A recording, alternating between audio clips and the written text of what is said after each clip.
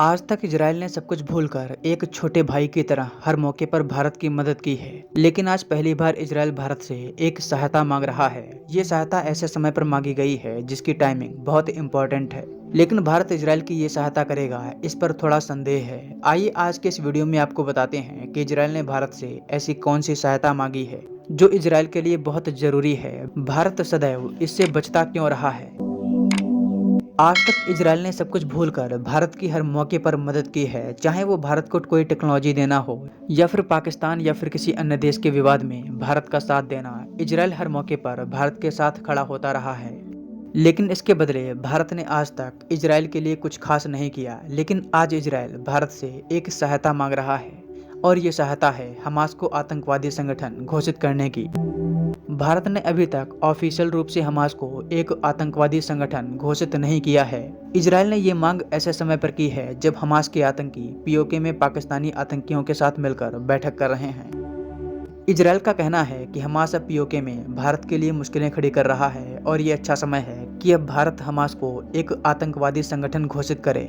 दुनिया में Canada, Japan, New Zealand, UK, America और यूरोपियन यूनियन हमास को एक आतंकवादी संगठन मानते हैं। वहीं रूस और चीन जैसे देश हमास को अपना पूरा समर्थन देते हैं। यूनाइटेड नेशन भी हमास को एक आतंकवादी संगठन नहीं मानता। लेकिन अगर भारत जैसा एक बड़ा देश हमास को आतंकवादी संगठन घोषित करता है तो यूनाइटेड नेशन पर इसके लिए दबाव पड़ेगा, जो इजराइल के लिए बहुत जरूरी है।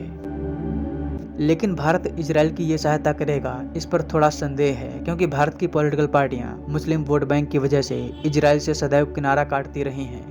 यहाँ तक कि पीएम मोदी से पहले किसी भारतीय प्राइम मिनिस्टर ने कभी इजराइल की यात्रा तक नहीं की थी। जब से बीजेपी की सरकार आई है तब से भारत और इजराइल के रिलेशन थोड़ा मजबूत हुए हैं। भारत के सामने एक फैक्टर और भी है जो हमास को आतंकवादी संगठन घोषित करने से रोकता है, और वो फैक्टर है ईरान और कई मुस्लिम देश। अगर भारत ऐसा करता है तो ईरान समेत कई मुस्लिम देश भारत से नाराज हो सकते हैं। ईरान में भारत ने चाबहार पोर्ट और कई अन्य प्रोजेक्ट के जरिए बिलियंस ऑफ डॉलर निवेश किए हैं। ऐसे में ईरान से रिलेशन खराब करना भारत के लिए सही नहीं होगा। लेकिन इस समय जब इजराइल ने भारत से ये सहायता मांगी है, इसकी टाइमिंग बहुत बेहतरीन है, क्योंकि हमास अब पाकिस्तानी आतंकियों के साथ मिलकर पीओके में मीटिंग्स कर रहा है। अगर भारत अभी हमास को आतंकवादी संगठन घोषित करता है तो भारत के पास ये तर्क होगा कि हमास पीओके में भारत विरोधी गतिविधियों को अंजाम दे रहा है, इसलिए हमास को आतंकवादी संगठन घोषित करना हमारी मजबूरी है। दोस्तों, आप लोगों का इस मामले पर क्या कहना है कि क्या भारत को इजराइल की ये मदद करनी चाहिए या भी भारत को और इंतजार की आवश्यकता है।